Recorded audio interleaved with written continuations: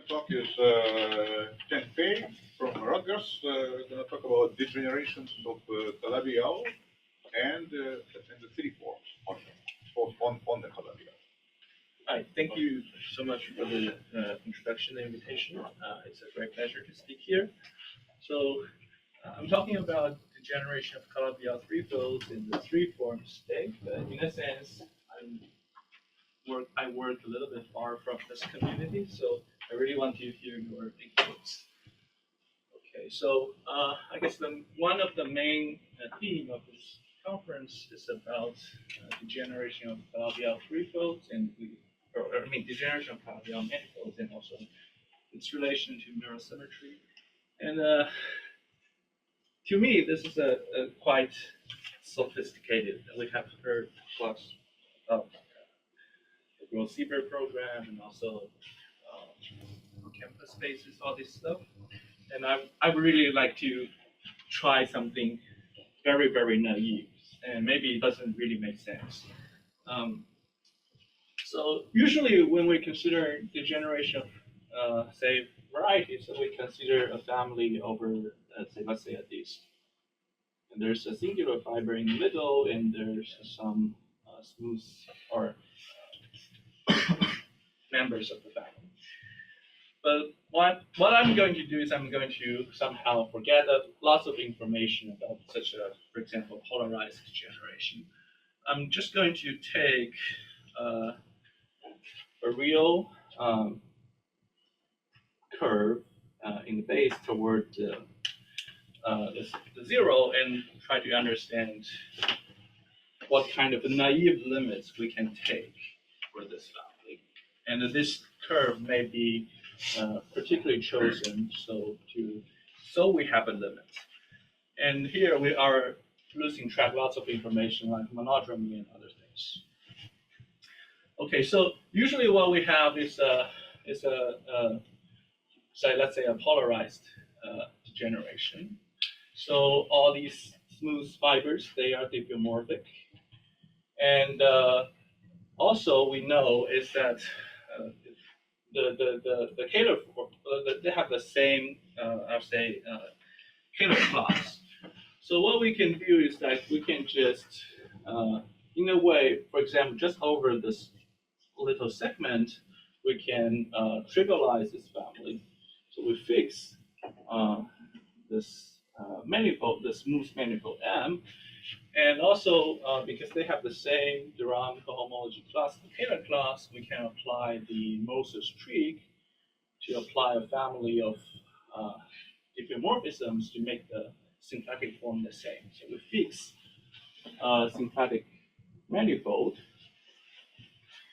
and we ask, then we have a family of complex structures or holomorphic volume forms on these families. So we have this family, let's say capital omega T. This is the holomorphic volume form, and we ask the naive question: how can we take this limit? Let's say T goes to zero, in a way, or maybe not the holomorphic volume form, but also complex structure or other geometric structures you can associate on this family. Okay, so what I'm going to tell you, I think in general it so works. You put JD that up. I'm sorry? The J of the J, you mean the complex structure? Oh, okay, we can say that. But usually it's very hard to take the limit of complex structure because there's no limit. There's a normalization J squared. No, but the metric J with the symplectic form is symmetric, and then you can think of Gromov. It blows up. I mean, but you have to scale it. Yeah. If you keep the class, then it blows up. But the Scale. diameter becomes big. So you don't want to scale. I don't know, but Okay, sorry. Okay, so this is just a naive consideration. Actually, what I'm going to tell you is not this. We're going to take limit of something different, not this one. But this is like something we'd like to do. I think what I'm going to say works for higher dimensional case as well, but for simplicity, I'm going to concentrate on complex dimension tree because there's some very nice algebraic structure that's only available in complex dimension. Okay, so once it's started, so is it just symplectic or do you have? Yeah, symplectic. And we have a family of Calabi-Yau structures. Oh, Okay, we pick the symplectic form. And there's a family of complex structure and also holomorphic volume. But this family is not necessarily. so there is a J. There's a JT. Okay. And this family is not necessarily holomorphic. I'm only taking a real tab. And I'm just saying, how do we pass from the usual degeneration picture into these pictures? You have to take a very ad hoc choice gauge, in a sense. You have to identify all the fibers to the same underlying real manifold, smooth manifold, and you have also to apply this family for diffeomorphism to make the symplectic form the same. And because now you have the same manifold, you can ask, okay, maybe it's easier to take a limit, just as some object on this manifold. Okay, so what I'm going to tell you first is something particular to a real six-dimensional complex three-dimension. So here is that there's a complex structure. So first is like this complex structure is determined, of course, determined by the holomorphic volume form. Because we can look at the directions that you insert a vector field that this holomorphic volume form vanish, that gives you, for example, 0, 1 directions. You take the bar, you get the 1, 0 direction, so that determines the complex structure. So you only need to consider this. This contains more information than complex structure. And this is a complex valued differential form. You can write it, let me write it as the real part plus the imaginary part. I'm writing it in this way, and but of course there's some ambiguity. For example, you can always scale the holomorphic cloud form by a constant, so you get the same complex structure. Okay, so the thing here is, for example, I list in dimension 6, let's say in complex dimension 3, dimension 3.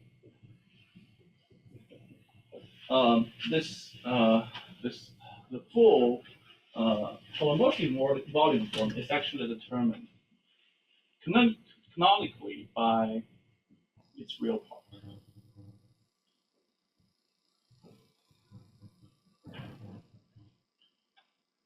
In other words, if you have a suitable real part, there's a unique way you can construct the imaginary part and therefore the whole thing. Without having any J. I'm sorry? You just say you have some free form? Yeah, there's some real there free form. exists There's some algebraic condition on this real free form, and that's enough to have everything happen. that condition does not require a J. No J roots involved. And I'm going to explain this construction. It's actually very classical. So what we are really going to do is we are going to just take the limit of the real part of the holomorphic form. Because there are many examples where the whole thing, for example, this doesn't have a limit, but the real part may have a limit.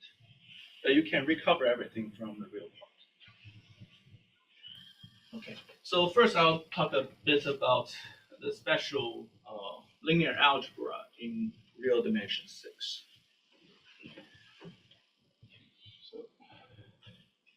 So just to explain this, because this is going to be very important for the later part of this talk. So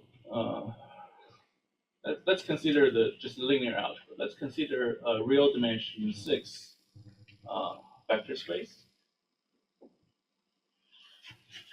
This is a vector space, and we know, let's consider there's a natural GLV action on the space of 3 forms on this space. And it is classically known what are the orbits. So there's a lot of work. I guess there's a classification of orbits of the section.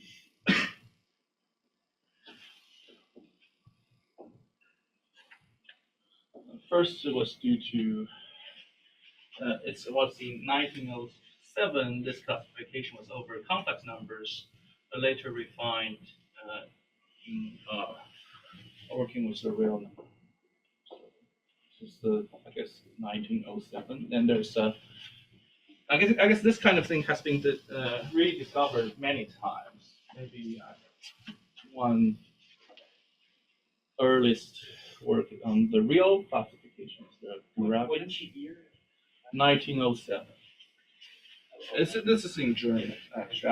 I didn't read it, but I just heard from other people. And there's a gravity thing is in the 30s in Russian, and I don't know. There's many other. It has been rediscovered for many times, I guess. But there's a very systematic. It's systematically written down in a way I can read. It's in the Robert Bryan's paper. I'll also write that down. Yeah, it's Bryan's. This is very recent. I'll say this is 2006 or something, 05. So the classification is the following. So it's that we have this. It has two open orbits. This is very special in dimension 6 because usually, especially in higher dimensions, you don't have any open orbits. There's two open orbits. I'll call them O minus and O plus. And there are some more degenerate orbits. I'll just call them O0, O1, O3, and O6. So there are only 6 orbits. And the last orbit is just the single, just the origin in the space of 3. Okay, and you can, okay, so here is this orbit. Then here I'm going to just give the dimension of these orbits, the real dimensions. So these are open orbits. They are open sets in the space of 3 forms. So these are the 20-dimensional orbits. And there are some more degenerate orbits. This one has dimension 19, and then we have some lower dimension. So these are the dimension of these orbits. And finally, let me also write down these normal forms.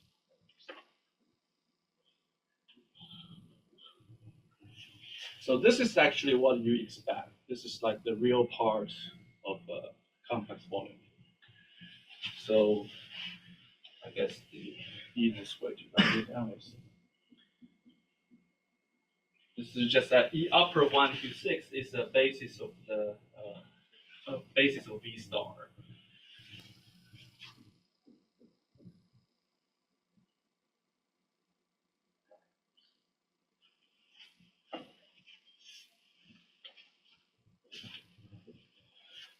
And this one is something similar. It's just so you can basically replace j squared to -1 by j squared to 1. And this orbit O0 is what we are going to see a lot today. So I'm writing down its normal form as well.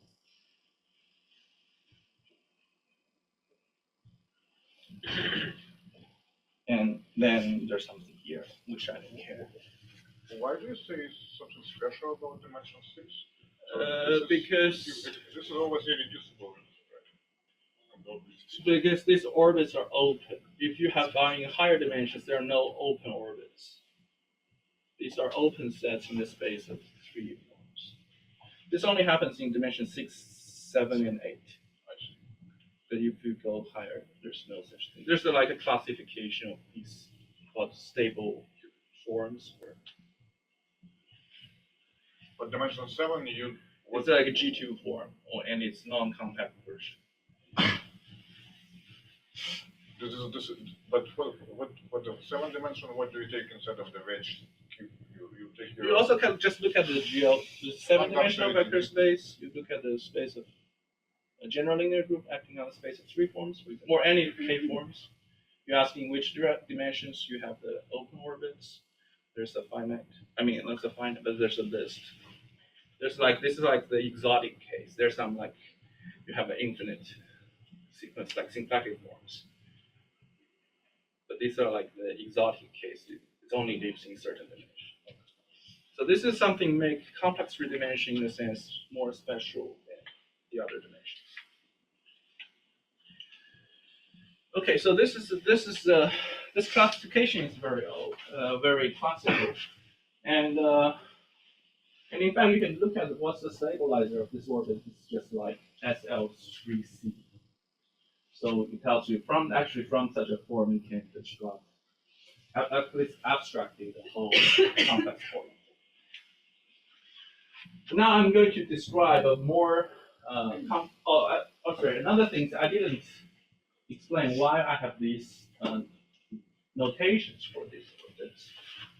Because if you have a 3 form, let's say here you have a 3 form of phi, you can define the kernel of phi. It's just the vectors. If you take the interior product, you get 0.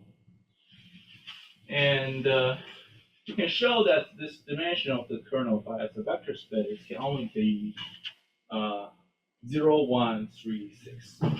So but for these, the kernel is also 0. But these are the 2 open orbits. But the rest can also just be distinguished by looking at the dimension of their kernel.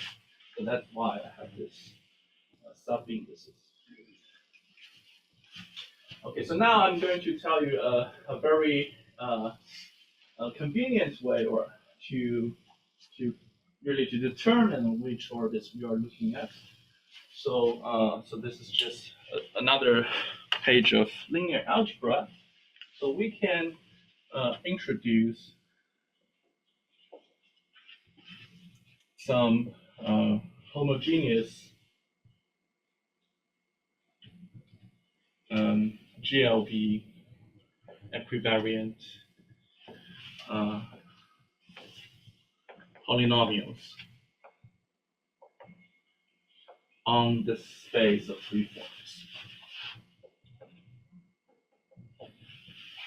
So again, there are 4 such polynomials. One is just the identity, and the other are called K, F, and Q. I mean, this is just how I call them. I think you can find K in the literature, but the K and Q, but maybe not F. So the domain is just this polynomials is just this space of 3 forms, and the target space. So this is the target of this polynomials. Here is just the space of 3 forms itself. So you just ID of apply to phi is just phi. And then for K, it lives in the space of endomorphism of the tensor of the top form. And this F lives in the space of 3 forms, tensor with top form. And finally, Q lives in the same tensor itself, square. So these are degree 1, 2, 3, 4. So this degree, if you look at this polynomial, it's just 1, 2, 3, and 4. So it's a 3 form here. This is like a 6 form. This is like a 9 form. And this is like a 12 form in a sense. And how are these things defined? So this one, for example, is K phi. You can define it's the value of this polynomial because it lives in this space. If you insert or a vector in the vector space V, is just the minus interior product V of phi wedged with phi. So this is quadratic in phi, and this gives you a phi form, which you can canonically identify with V tensor the top. So this is how K is defined. And you can define F by, okay, so let me just make sure these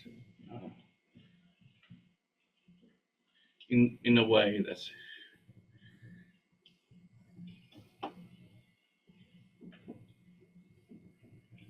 in this way. And finally, you can define Q is just Q phi, and it's minus phi wedge. So there's this homogeneous, and you can check their equivariant polynomials on the space of three forms, and then you can show that what are these orbits? Orbits is given by, this one is just Q is negative, this one is Q is positive, because Q is this, the value has value in this one-dimensional space tensor with itself, so you can define positivity. If anything here can be written as a square, it's called positive, otherwise it's negative. Or negative if it's positive, we call it negative. So these two open orbits are just distinguished by the sign of Q. And these four form this hypersurface, which is Q equals 0.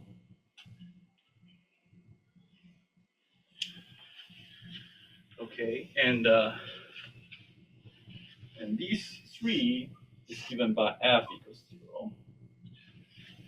And this two, I'll say, is given by K equals 0. And finally, this one is just ID equals 0. So this is like the stratification of all these orbits by these homogeneous polynomials.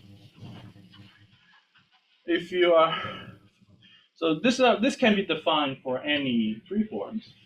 And the more familiar story is about, say, this orbit, for example, that's the real part of a complex volume form. So let me just give you some idea of what these, what are these polynomials are giving you. So if phi is a real part, for example, of a holomorphic volume form, that's the I guess the most interesting case in a sense, then what is this K phi? It's roughly speaking up to some, because this is quadratic, this is just roughly speaking up to some scaling the complex structure.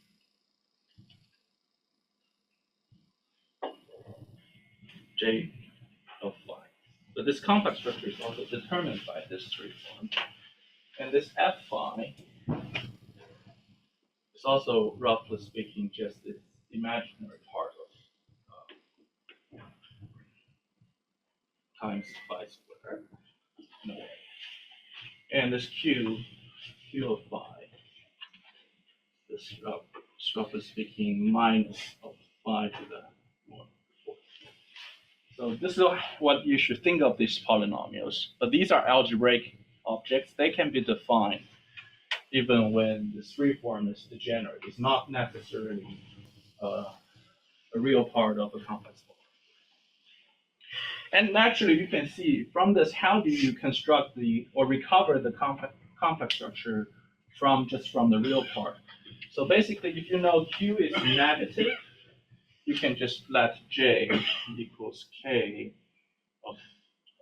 divided by the square root of minus Q.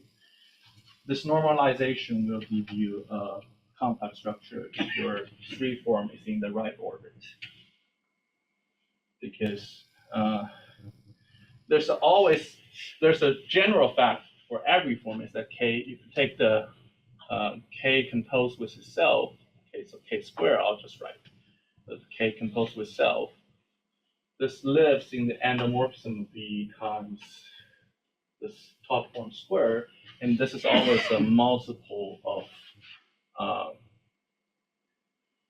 of identity. This is always Q phi times identity. So this is algebraic identity. That's only, I mean, this is specialty of dimension 6. In higher dimensions, you can still define these guys, I believe, but this identity only works in real dimensions. So this is it. Because of this, so you can just normalize K to get a compact structure if you are staying in the right orbit. And actually, this viewpoint has been used to study complex geometry, especially for Calabi-Yaus, because you always get a Calabi-Yau in this case. This was used by Hitchin to study, for example, he used this to prove, give a different proof of this non-obstructness of the deformation of Calabi-Yau manifolds. This is Todorov Tien theorem. And also recently, Donaldson and Lammen used this to study the deformation of Calabi-Yau free folds with boundary. But that's only dimension 3, yeah? Yeah, complex dimension. Yeah, because this is a very special complex dimension phenomenon. And these orbit is like there's a parallel story to the complex geometry case, usually known as the paracomplex geometry. So basically, these are the geometry over Rx, where x squared is -1. This is the geometry over Rx, where x squared is +1. So the geometry here is like you have a 2 transversal Lagrangian foliation.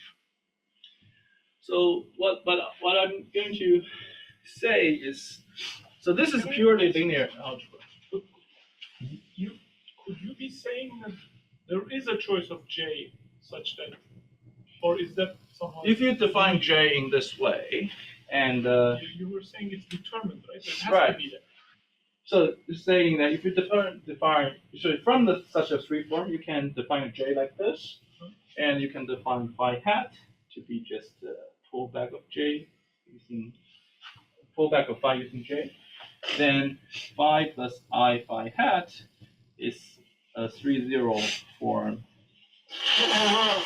with respect to this J, this particular J. And it's the only J for which you could write this sentence. Yes, because if you have right, it's the only one. This is a canonical construction. Is that behind the Bryant-Griffiths theorem that you can find the Calabi-Yau from its Hodge structure in the middle in dimension 3? I'm not sure. They prove it's enough to vary the volume form in dimension 3 to know what Calabi-Yau you're talking about. Probably it is that statement. Yeah, probably. It's a pointless statement. Not really more structure. Yeah, this is pointwise, but I'm going to put some integral velocity condition. Okay. So this is how it works for almost complex structure, like just a free form. This is a pointwise statement. Okay, so so the thing here is that what we are considering is now the question we are really considering is that if it's possible to take the limit of phi t, the real part only, to something, and you can read off geometric information from this limit about say the degeneration. It's a very naive thing to do. But here, there's a few things. So, because this construction, what I'm saying here works, it's just a pointwise, you need to put some integrability condition. Because these are integrable complex structures, and these are, and also we have a symplectic form, right? I didn't impose the symplectic form. This is just make the classifications look simpler. And also, you can always scale this real part or the whole complex volume form by something. So if you scale by a complex number means you are rotating this real and imaginary part. So you have to pick a way. So this might have a limit. If you just make this scaling very, very small, then of course you can get everything converge to zero. That's always, you can achieve that, but that's not something we want to see. So you have to somehow choose a particular sequence so it does converge to something that still contains lots of geometric information. Okay, so this is the classification where for just this action, we don't have any symplectic form. But now let's put in the symplectic form. So now let's consider this one has a symplectic form. So in this case, you don't want to consider all the space of three forms, but only the primitive three forms. Because if you take the compatible complex structure, then the real part or the whole holomorphic volume form is a primitive three form. And you want to look at the symplectic group action on this.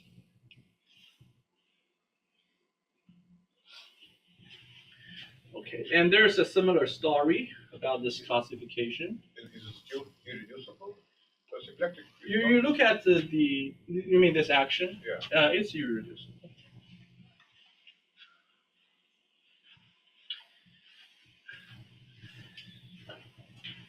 So what is that lambda sub zero? Can you explain? It's a primitive. So what is it? It's just, for example, it's the Laplace operator lambda phi 0. But in this is the middle dimension, this is equivalent to omega vector phi.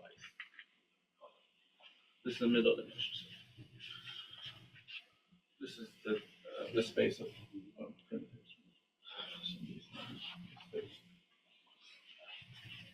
Okay, so because this is a smaller group, and so we have these orbits, they just split into some smaller orbits. These splits to, I'll just write O minus plus or minus mu. This is a one parameter family. Actually, there's actually two families of orbits, two one parameter families of orbits. And same here. There's only one here. This is a one parameter. This one is not very important for us. This one splits to two. So they're 19-dimensional now. So these are 19-dimensional orbits now. This one splits to two orbits, and this one also two orbits, I think. There's a plus or minus, and these stay the same. And the thing here, let me explain why we have these families. So we can show that, for example, if phi lives in O minus, so by this construction I just described, you can consider you can construct J phi. It's a complex structure. So you can show J phi. Omega is a 1-1 form with respect to this complex structure. This is equivalent to phi is primitive.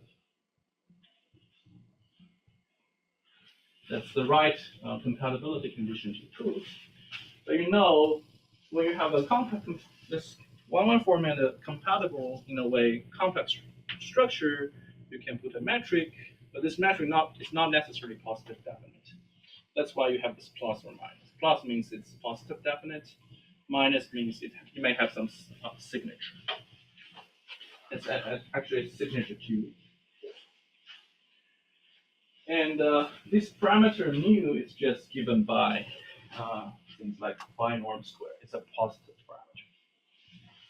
Okay, and so what we are talking about is really we're going to choose this phi t here, phi t, because they are real part of the compatible complex Pauling form. They live in these orbit O minus mu. This mu may change from point to point-wise. And we want find such a phi infinity lives in this orbit O0 plus. It's degenerating, but it still keeps some positivity. There. This is what we want in the end.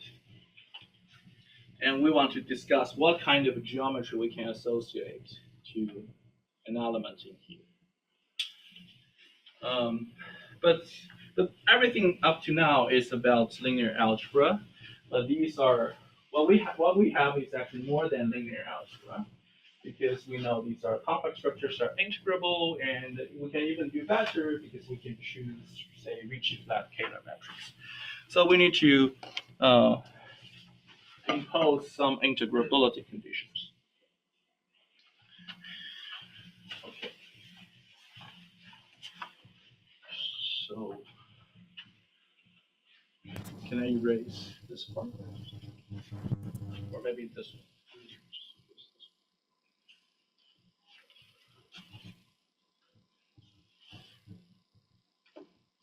So I didn't understand why this mu is fixed. Mu is not fixed. It's changing from point to point. But if it's a Ricci flat, it's a constant. This is like the length of the holomorphic body. So if it's a Ricci flat Kähler metric, then it's a constant.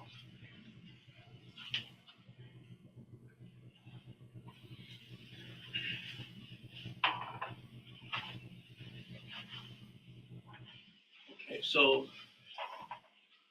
oh, by the way, there's another point, is that we have this polynomials, they have value in this space. But if you have a symplectic form, so you get a natural trivialization of this top form, right? Omega cubed divided by its factorial. So you can, in this case, if you have a symplectic form, you can just think of K, F, and Q as elements in endomorphism V3 form and a scalar. So I'm just give you some naive definitions. So if you have this a 3 form, you can talk about various integrability conditions. So let's say given. Sorry, can I just ask something about that comment? So if you just do it for the real part, with like you won't get the J in all dimensions? No, you don't get J in all dimensions because J squared has to be minus just get some endomorphism. Right, just get some endomorphism. So it doesn't square to a constant. Just get some canonical endomorphism. Right. But you have to pick the end form in a particular orbit so you can get a complex. So it's not. So this is but in higher dimension, this is not true. It's basically. So we can,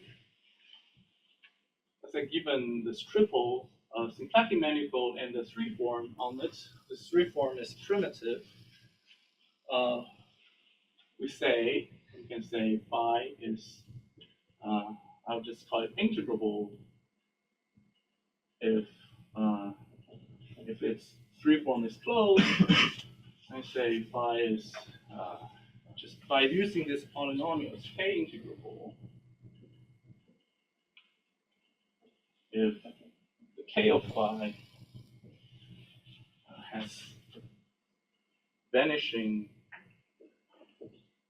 line-fused tensor,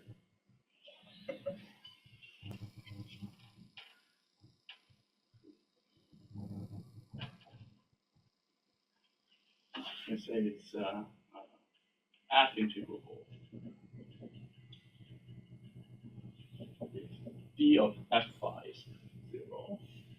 So F phi is closed, and say Q integrable.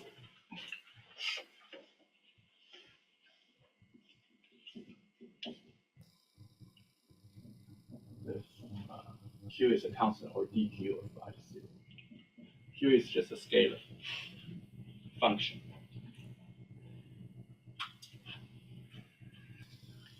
Okay, so these are just some definitions you can make, because K phi, in particular, K phi is the endomorphism of the tangent bundle, so you can talk about its Hagen extension.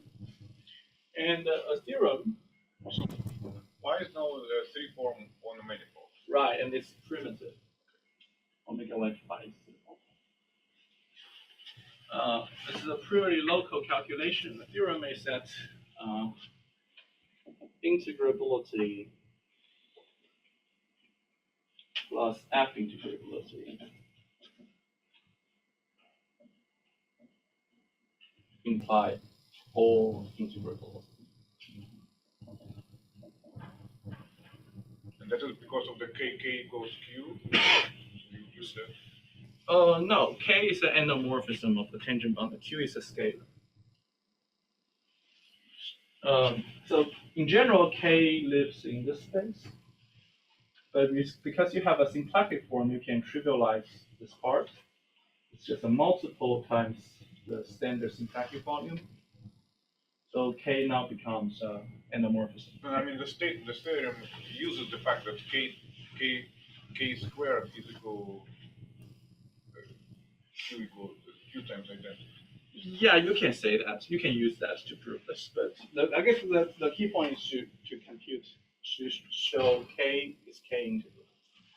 Q integrability is easy. And this is again very specific to the 6-dimensional. Right.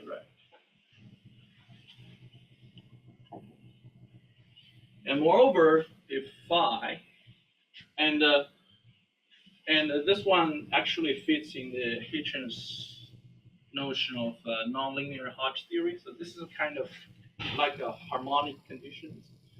This three form is closed, and some other three form is closed. It's like being co-closed, and it actually can show that if and also if phi lives in this orbit pointwise,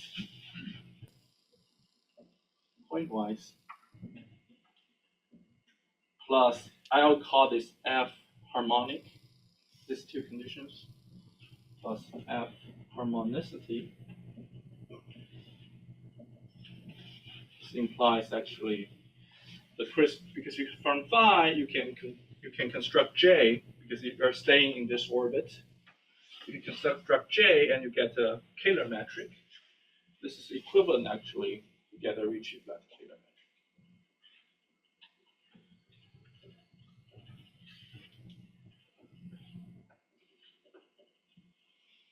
In that case, I'll just call the three form to be Ricci-flat. Okay, this is just very easy local calculation.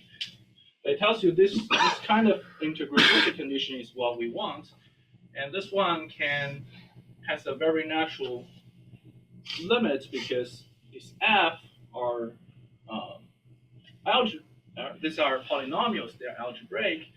It doesn't care if your three form is degenerate or not. So if you have such a limit has a suitable regularity, this convergence, then you know the limit should also satisfy this F harmonicity.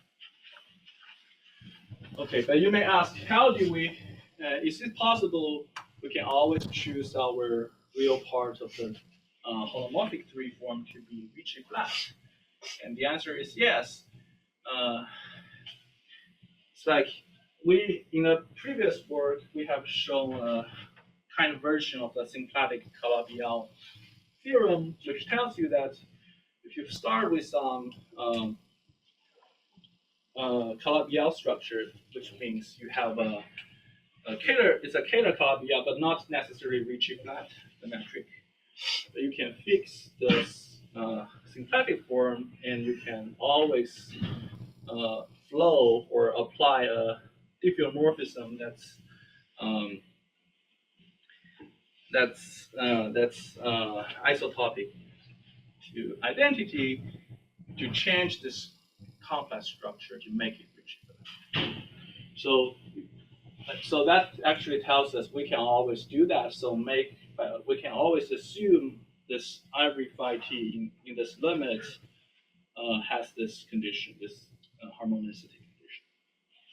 And You said there's a flow. Can you say it again? okay, okay, let me write that down as a theorem. Okay, I guess I can erase this one. So this Taylor-Ricci flow, if you apply it to Calabi-Yau cases, it starts with a Calabi-Yau manifold, and you fix the complex structure. You can flow the Taylor form to a Ricci flat form. Tells you that, and we have the exactly similar version is that we can this m omega, let's say phi 0. This is let's say this is so this is just the real part of the holomorphic. This is the Calabi-Yau, Taylor Calabi-Yau, but not necessarily Ricci flat. Not Ricci flat. We introduce the flow which we call type 2A flow, which has its background in the type 2A superstring theory. It's the flow, the real part of the holomorphic volume form equals something. And this flow will converge so that the limiting free form will give you a Ricci flat Taylor structure. And because you can just construct this complex structure from the free form. So it's really just symplectic flow. and this one preserves the primitivity, so which means the complex structure will always be compatible with this fixed symplectic form.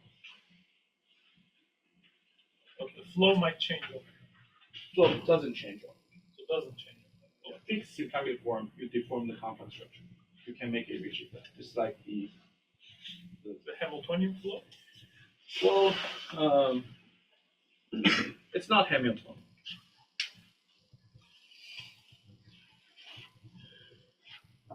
Otherwise, you cannot make something non-Ricci flat to Ricci flat if it's Hamiltonian. But like you could just be in a simply connected manifold.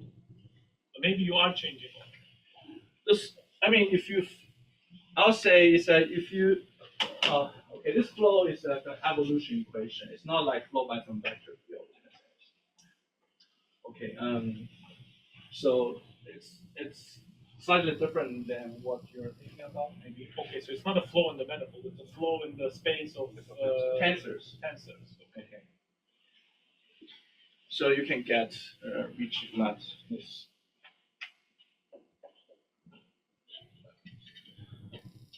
And you don't change the symplectic form.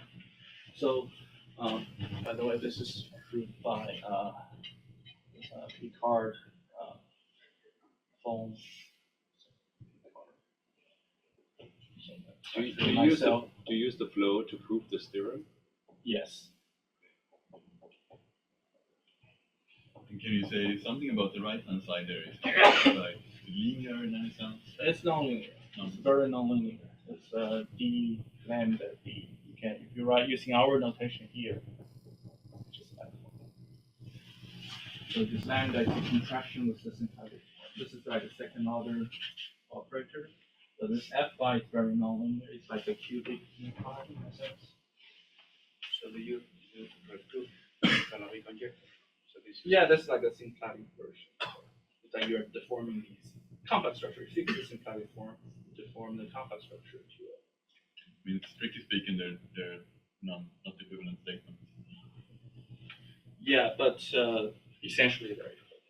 Because in the Taylor-Ricci flow, you don't. It's the Calabi-Yau case. You don't change the class. So in a way, you can just do most strictly fix the class and move everything else. To fix the form and move everything else. So essentially, it's the same.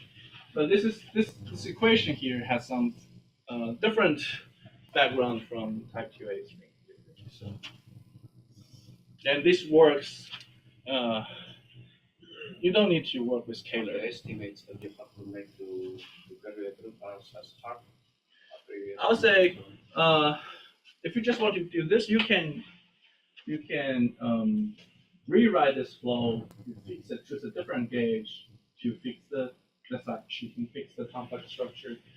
And in that case, it's just the inverse moment. Sorry, the inverse. Motion proportion. Yeah, but what we care, this is actually the case where this complex structure is not necessarily integrable. And in that case, it's very complicated. You cannot cheat. You have to really flow the three form. And even the short time existence is very hard. It's much more complicated than the short time existence of Richie. Anyway, so this result just tells us we can, in this limit, we can always assume this phi t to be Ricci flat, because we can always just run this flow to get something Ricci flat, which doesn't change the symplectic. Okay, so let me do this part.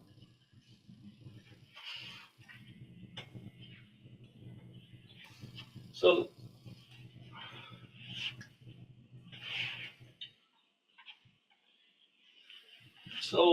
what we want is that this example of phi t plus phi. Maybe it's because phi 0 is happening. Phi 0. So we want phi t. This is an harmonic. This is what we always consume. We want this convergence to be, for simplicity, let's say smooth convergence in an open subset of,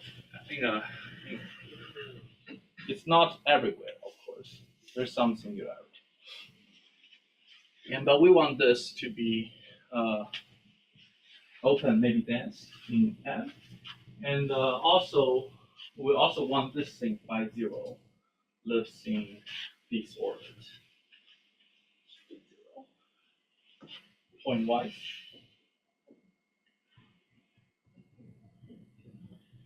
And of course, because this is smooth convergence, and we have these algebraic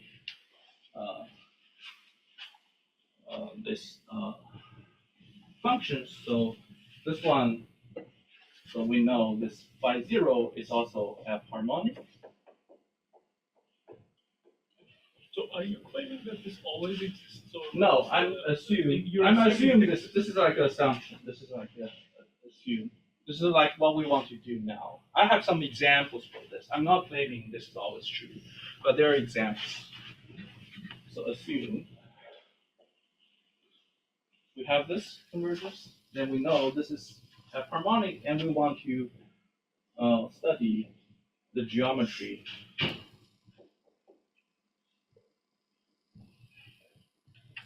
Well, now we can forget about all these ambient or this family. We can just study the geometry of this guy.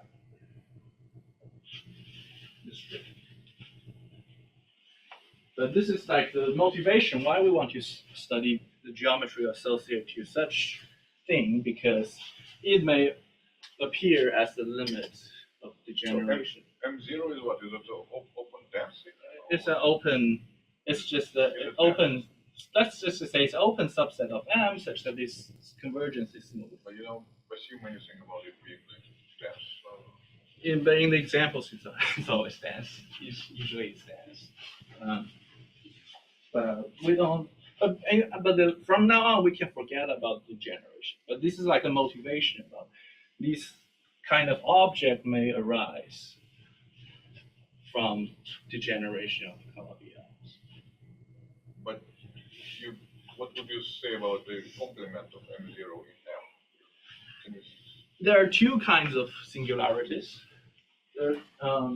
One kind is that there's no convergence. This limit blows up in a sense. But there's another kind of singularity is that it has a limit, but the limit is more degenerate than this one. So I guess conjecturally, this may correspond to regular points of the singular fiber and the singular points of the singular fiber. So does the degeneration have to be simple normal crossings for this story? It doesn't seem like I don't care. you don't From we don't require anything. I just want to see what kind of. So this is like very big. I'll say it's not very deep. It's just to see what kind of geometric structure we can extract from such a. What does it mean to be F-harmonic? It just means this two Oh conditions. no. What's that after that? I'm sorry. This is the F harmonic. It's like the right integrability condition you can impose on the Ricci flat limit. Okay, so from now on, you can just forget about the family, and this is just that's really the regular part. And you can see there's lots of structures. Is the open set dense? M0? We don't need to assume it to be dense, but there are examples, many examples that it's dense. Okay. Yeah. Maybe I should not say there are many examples. Go to this whole zero and not just stay in this open dense part. Say again? So did that get that you expect M0 to be dense inside that? Yeah. Why should that be? Why can't the holomorph why can't it just stay in this dense orbit? Like why does the real form have to degenerate into this special? Why can't it stay? I forgot its name. Oh, okay. And because if you have a limit like this, and by this theorem, you have all these integrabilities. In particular, Q is constant. This constant has to be 0 because this Q is the really, all these degenerate orbits, they are characterized by Q equals to 0. It's the hypersurface. The open orbits are the Q are positive or negative. If you have this thing, then it must be degenerate everywhere because Q is a constant 0. And but there's a levels of degeneracy, and this is like the least degenerate orbit in all the degenerate orbits. It's like you cannot have at some parts you still have a complex structure there, but other parts degenerate. That's not going to happen in this setup.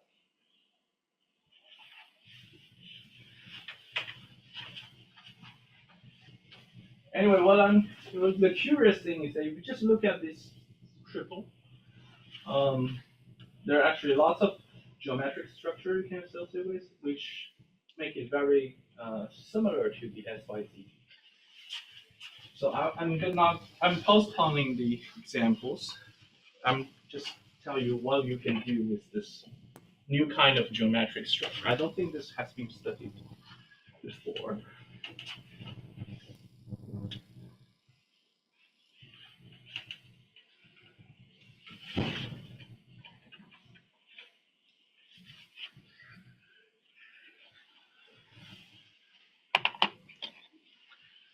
Okay, so let's consider this triple and omega phi 0 with this condition, right? Phi 0 is F harmonic.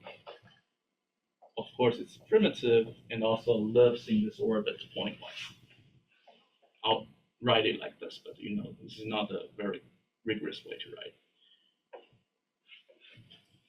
Pointwise. Okay, so first thing is we have this K of phi 0. In this case, it's an endomorphism from the tangent bundle.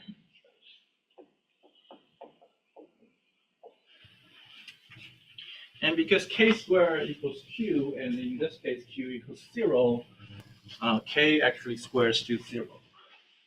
We can show that the kernel of K is actually the same as the image of K. And if you call it L, it's the Lagrangian submanifold. It's a Lagrangian subbundle.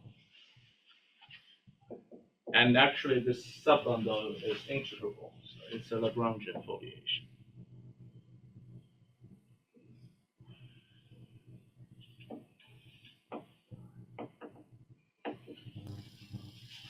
So, and that's really comes from this 90 huge tensor is 0. You can use that to prove.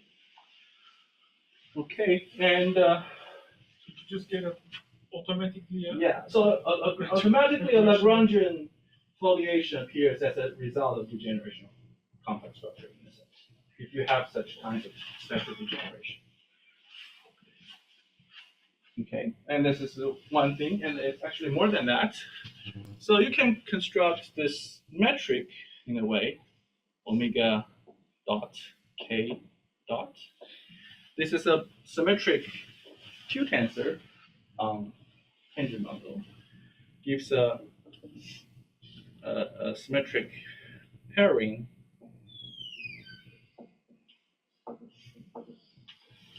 on the tangent bundle, but it's degenerate because K has kernel. However, induces a metric it's exactly degenerate on this Lagrangian foliation subbundle. So induces a Riemannian metric on this quotient bundle. But this one is isomorphic to L itself through the map K. So you get a natural Riemannian metric on these Lagrangian foliation, or in other words, on the leaves, these Lagrangian leaves. It's not flat, actually. But it's solved the Real Mondrian equation, exactly. It's solved. And okay, so this is the second thing. Third thing, if you have a Lagrangian foliation, you naturally have an affine structure, right? And this affine structure is usually characterized by the Bott connection. So there's a natural affine structure on Lagrangian foliation from Bott's connection,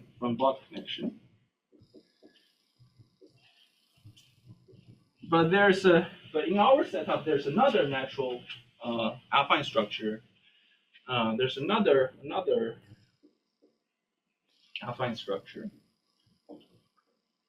defined by this flat connection, torsion-free flat partial connection. That's called D by EXY. It's just a K, the bracket of K inverse XY. So here X and Y are tangent to L, to the Lagrangian subbundle.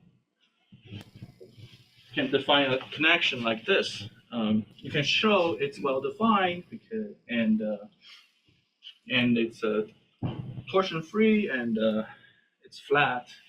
You get another affine structure. Do you have the foliation only on the tangent bundle or also on the space itself?